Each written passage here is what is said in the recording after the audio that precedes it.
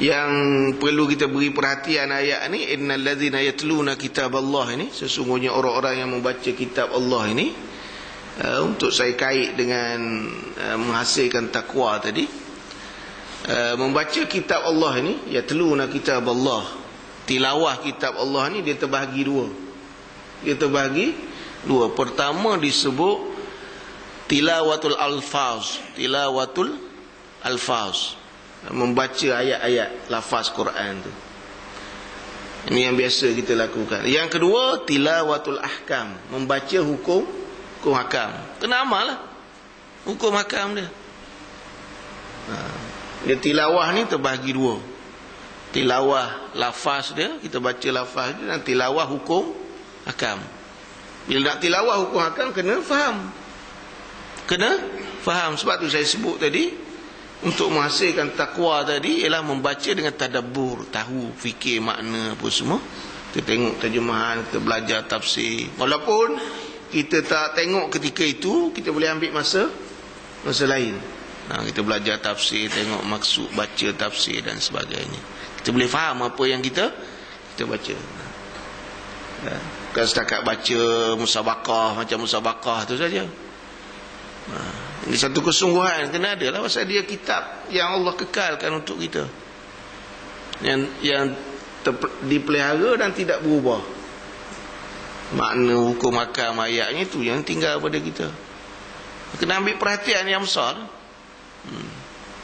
Jadi mudah-mudahan kita bersungguh, kita melakukan ataupun kita mengambil sikap yang bersungguh-sungguh dengan kitab Allah ini. Jadi itu yang ketiga yang menghasilkan takwa, iaitu membaca Al-Quran disertai dengan tadabbur. Dan yang keempat, takwa ni boleh terhasil melalui pemberian dari Allah. Bonus Allah beri. Tapi Allah tak beri kepada semua orang. Allah beri, Allah campurkan takwa ke dalam hati kita. Ini berdasarkan firman Allah dalam surah Muhammad ayat 17. Walladzina tadaw zadahum huda wa atahum taqwahum. Maksudnya, dan orang-orang yang diberi petunjuk. Orang-orang yang diberi petunjuk, Allah tambah kepada mereka petunjuk, dan Allah kurniakan kepada mereka ketakwaan. Jadi orang yang diberi ketakwaan kepada Allah inilah orang yang mengikut petunjuk Allah.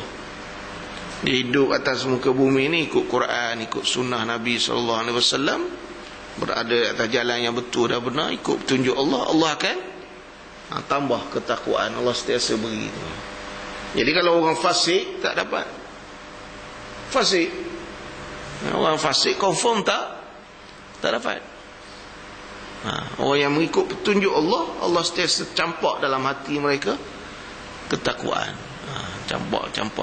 Jadi dia akan menjadi orang yang memelihara, yang mengawasi, yang berhati-hati atas perintah dan larangan Allah Subhanahu Wa Taala. Jadi itulah 4 jalan ataupun cara untuk menghasilkan takwa. Jadi setelah habis bulan Ramadan ini, cuba saya mak balik terhasil ataupun tidak takwa yang yang kita insya-Allah terhasil, mudah-mudahan melalui puasa Ramadan. Kemudian diikuti dengan 3 tadilah, baki 3 lagi. Itu yang disebut oleh almarhum Sa'id Hawa dalam kitabnya Jundullah Thaqafatan wa Akhlaqah. Jadi kalau kita lalui jalan-jalan ini, insya-Allah kita akan menjadi seorang Muslim, seorang Islam yang beriman lagi bertakwa kepada Allah. Dan lepas tu bolehlah nak duduk restoran takwa pun. Lepas tu ni duduk restoran takwa, orang azan pun dia buat dek je. Azan di Qaryah dengar ke kat Masjid Takwa? Dengar tak? Dengar. Ini orang azan macam lembu kenyang je. Azan zuhur ke, azan asar ke, apa ke, duduk kat takwa dah, duduk elok dah. Jadi kalau kita ni orang yang bertakwa, duduk di restoran takwa, 10 minit belum azan tu dah ke masjid dah. Elok dah tu orang yang bertakwa duduk di restoran Taqwa, alhamdulillah. Kena. Wallahu a'lam.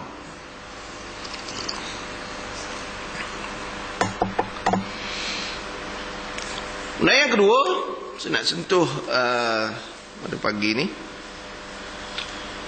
hadis, satu hadis fiqh riwayat Al-Bukhari dan Muslim. Hadis ni biasa kita dengar lah, cuma mungkin saya nak beri perhatian sikit di belakang ataupun di hujung hadis ni. Rasulullah sallallahu alaihi wasallam bersabda, "Umirtu an asjuda ala sab'ati azum." Aku diperintahkan untuk sujud di atas 7 anggota. Ini kita sedia maklum lah. Rasulullah sallallahu alaihi wasallam menjelaskan, Allah memerintahkan kepada baginda untuk sujud di atas 7 anggota. Pertama, alal jabhati wa asyara biyadi ala anfi. Pertama, Rasulullah sallallahu alaihi wasallam sebut alal jabhah, sujud di atas dahi. Kemudian Rasulullah sallallahu alaihi wasallam tunjuk pada hidung. Hidung bermaksud hidung ni termasuk dalam dahi semasa sujud, dengan maksud mesti menyentuh tanah ataupun lantai. Ramai yang sujud hidung dia tak kena lantai, dia sayang hidung dia. Melayu sayang apa hidung kemik Melayu. Sayang hidung dia. Melayu hidung kemik, sayang sangat kat hidung dia. Betul. Haji Syadan kita betul Dia Haji Syadan kita dia Nepal ke mana? Nepal dia Nepal. Nepal hidung mancung jugalah. Ada yang sujud hidung tak kena lantai. Sebab tu Imam Ahmad, di sisi Imam Ahmad wajib hidung ni wajib menyentuh tanah ataupun lantai. Wajib di sisi Imam Ahmad. Sebab tu dalam hadis riwayat At-Tabarani dan Ad-Darqutni, Rasulullah sallallahu alaihi wasallam bersabda, la salata liman la yusibu anfu minal ardi ma yusibul jabin. Tidak ada solat. Tidak ada solat. Tidak ada solat. Tidak ada solat itu dengan dua penafsiran. Pertama, tak sah solat. Yang kedua, tidak sempurna solat. Bagi sesiapa yang sujud, ni sujud dalam keadaan hidung dia tidak menyentuh bumi sebagaimana dahi menyentuh bumi. Berarti Imam Ahmad wajib. Wajib hidung menyentuh lantai, menyentuh bumi. Jadi kalau kita ambil tidak sempurna solat, memang berlaku kekurangan lah pada solat. Masyah okey, sujud okey. Entah hidung panjang ke Pakistan kot. Menyentuh, sentuh bumi. Dia timbul satu masalah tentang sujud ni. Masalah dahi berlapik. Dahi berlapik. Saya biasa bawa jemaah pergi umrah, orang ramai betul mufti. Di lobi hotel tu ramai mufti. Lobi hotel Madinah, lobi hotel Mekah, ramai betul mufti. Arak semayang tak sah. Tak sah. Sedap dia keluar fatwa tu. Arak semayang tak sah. Dia sujud dahi, lapikkan arak, dia pakai apa tu, kain serban dia tertutup dahi sujud. Arak semayang tak sah. Ni qadi dengan mufti. Mufti Melayu lah ni. Melayu tak sah. Kita nak hukum orang tak sah tu, tengok dulu. Ini jadi qadi ataupun mufti tak rasmi pulaknya. Dia masalah berlapik dahi ni, berlapik dahi dengan kain yang bersambung dengan apa ni, ataupun sesuatu yang bersambung dengan badan kita. Itu pendapat Imam Syafi'i saja. Imam lain semua sah. 3 imam lain, dan Imam Al-Bukhari ada sebut dalam sahih dia tentang sahabat sembahyang dalam keadaan dahi berlapik dengan kain serban. Cuma Imam Asy-Syafi'i sahaja yang berpandangan tak boleh melapik dahi. Dahi. Ada pun imam-imam lain berpandangan tidak mengapa sujud dalam keadaan dahi berlapik. Sebab tu orang Melayu ni bila dia nak semayang, dia angkat. Kau yang pakai songkok, tahu songkok? Kan ni saya nampak pemakai songkok ni makin tinggi songkok dia. Songkok dia angkat tu kan. Ataupun pakai kopiah Yang apa tu, yang kopiah kerah tu kan. Kopiah apa tu? Nanti Haji Mat pakai ni kopiah. Kopiah pas. Oh, kedai bel betul. Orang pakai songkok ke, orang pakai kopiah kerah tu ke, dia angkat kan masa nak semayang tu. Tak apalah, itu hormatilah, itu pandangan dia, pendapat dia. Tapi jangan pula hukum orang tak sah. Bila semayang dalam keadaan mungkin songkok dia ke, kopiah dia sampai sini, ban dia sampai sini. Jadi kita nak hukum satu perkara sah tak sah tu kena ada ilmu lah. Jangan jadi qadhi ataupun mufti tak rasmi. Dengan tidak dinafikan, Al-Imam Syafi'i berpandangan tidak boleh berlapik. Dan kita hormatilah pandangan. Tapi jangan hukum orang lain tak sah pula ya. Itu masalah tu. Itu masalah masyarakat kita lah. Ramai betul qadhi dengan mufti tak rasmi ni. Ramai betul. Suka hati dia je hukum sah tak sah. Dia kena ada ilmu. Biar kita tahu. Macam mana? Tak sempurna solat. Sah tak sempurna. Sah hidung termasuk dahi. Okey ya. Jadi kalau kita tengok jumpa orang sujud, orang Arab ke, orang mana ke, tak ada jumpa orang Melayu sekalipun dalam keadaan dahi berlapik, kita dah tahu. Itu kita hormatilah pandangan dia. Dia tak pakai pandangan Imam Syafi'i. Dia pakai pandangan lain, 3 imam lain dan juga sahabat-sahabat Nabi yang disebut oleh Imam Al-Bukhari dalam Sahih. Itu anggota pertama. Dahi, yang termasuk dalam dahi adalah hidung. Dan yang kedua wal yadain, 2 tangan. 2 tangan, 2 campur hidung, 1 jadi 3. Dan yang ketiga warukubatain, 2 lutut. Jadi 3 campur 2 lutut jadi 5 lah. Kemudian yang keempat wa atrafil qadamain. Dan yang keempat Rasulullah sebut sallallahu alaihi wasallam hujung 2 kaki, hujung 2 jari kaki. Jadi 7 lah. Hujung 2 jari kaki. Macam-macam sujud macam-macam, ada yang letak begitu, ada yang terangkat pun ada. Ini nak pergi mana terangkat tu lah. Macam-macam ada. Ni kena lipat jari kaki tu. Kemudian satu lagi, masa sujud ni bila kita lipat jari kaki tu, lipat jari kaki, kaki naklah dirapat. Ini ada yang sujud terkangkang je. Sujud terkangkang, ular sawa boleh masuk dalam. Apa sujud terkangkang? Nabi mana pula ajar dia sujud terkangkang tu. Tak. Kalau kipas kuat, terangkat tu. Seksi dia. Seksi betul. Seksi. Ni bila sujud ni, kita jari kaki tu rapat ke bumi, kita lipat tu, tutup. Rapatkan apa ni? Tapak kaki dia berdasarkan hadis riwayat Ibnu Khuzaimah, Al-Hakim juga Al-Baihaqi dari Aisyah radhiyallahu anha, di mana Aisyah menyebut faqaltu Rasulullah sallallahu alaihi wasallam wa kana ma'i ala firashi. Satu malam aku kehilangan Rasulullah sallallahu alaihi wasallam.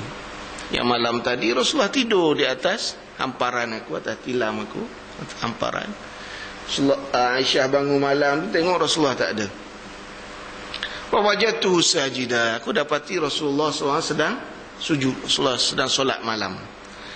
Rasan aqibaihi mustaqbilan bi atrafi asabihil qiblah. Aku dapati Rasulullah sedang sujud dalam keadaan rasan aqibaihi. Rasulullah merapatkan 2 tumit dia, kaki dia tu. Mustaqbilan bi atrafi asabihil qiblah. Dalam keadaan 2 jari kaki Rasulullah tu dilipat menghadap arah kiblat. Rasulullah rapat. Masyarakat sujud terbuka. Entah kalau sujud terbuka kena lepas ular masuk dalam. Ini ramai orang kita sujud terkangkang, tak tahu lah pun. Kemakan nasi kangkang tak tahu. Kangkang. Nabi mana ajar dia, wallahu alam. Ramai yang sujud terkangkang. Ramai. Ramai. Itu tutup rapat. Itu yang diajar oleh Rasulullah sallallahu alaihi wasallam. Okey, jadi itu 7 anggota. Saya sebut reka-reka lah. Banyak benda yang perlu kita baikilah. Kita dah buat sebenarnya, tapi perlu diperbaikilah. Dan jangan kita menghukum masyarakat kita. Masyarakat kita, mereka buat tapi kurang sempurna, kita disempurnakan. Kalau yang dah sempurna, kita elokkan lagi. Jangan hukum ada setengah tu, dia suka hukum masyarakat kita. Masyarakat kita, masyarakat awam kita, kita terang beritahu mereka. Okey ya. Ini tak payah mazhab dah ni. Pasal hadis dah tu. Hadis dah Rasulullah. Itu masa dah. Lagipun sebenarnya kalau kita tengok tak comel, kau tak rapat dah. Kita datang orang duk sembahyang sunat terkangkang dah. Tak comel tengok memang tak cantik pun. Rupa dia sembahyang pun tak cantik, kau terkangkang tu. Macam mana tu? Peha besar. Payah nak rapat buatlah macam-macam mana pun, insya-Allah. Boleh tu, insya-Allah.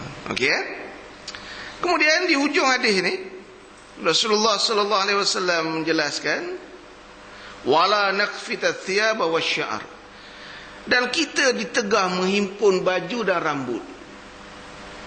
Dan kita ditegah menghimpun baju dan rambut dalam solat. Dalam solat tak boleh himpun baju dan rambut. Maksud tak boleh himpun baju ni lah makruh lah. Yakni tak boleh lipat lengan baju. Itu maksud menghimpun. Jadi orang yang lengan panjang masa solat dia makruh. Jangan lipat, makruh. Kalau lengan pendek tak apalah. Cahaja Amdan dia dah lengan pendek, itu tak masalah lah. Yang lengan panjang tu makruh lipat. Makruh. Jadi bila nak semayang tu buka. Ini lipat baju ini something mana pula ni?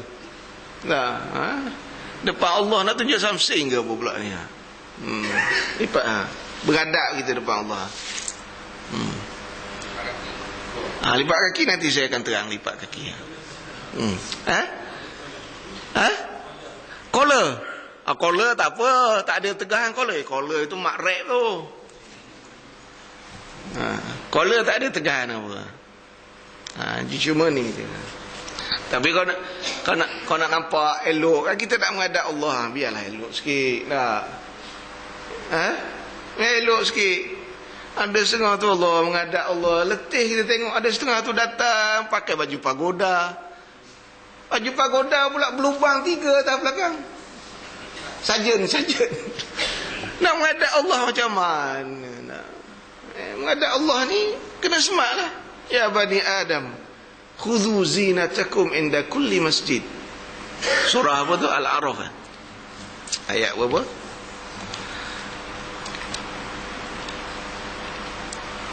Masyarakat kita ni agama dia buat mudah je.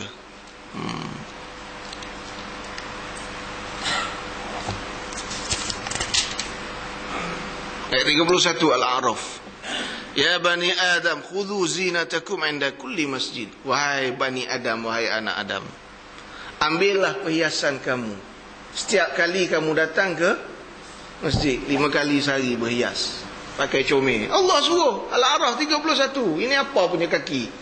Pergi pejabat dia smart pula, pergi Giant pun smart, kelepek punya kaki. Allah suruh datang ke masjid pakai smart. Baru betul. Bau wanginya. Orang lelaki lah, orang perempuan jangan. Kopiah Adidas, baju Pia Kadin, kain pelekat Puma, selipar tak sing je, jangan selipar mah hilang. Pakailah smart. Allah perintah. Ini Allah perintah. Al-A'raf 31. Apa punya kaki? Pergi office bukan main smart lagi. Pergi Giant smart. Saya tengok pergi Pasar Geriwuk pun smart hari Ahad. Apa ni datang ke masjid selekeh, tak tahu apa. Itu perintah Allah. Ya bani Adam, khudhu zinatakum inda kulli masjid. Allah suruh pakai cantik-cantik bila datang ke masjid. Tengok macam maju syahidan gitu, Allah alhamdulillah. Tapi dia terhutang kambing dengan saya, belum lagi. Walau pakai smart tu hutang belum bayar. Okey Okey Allah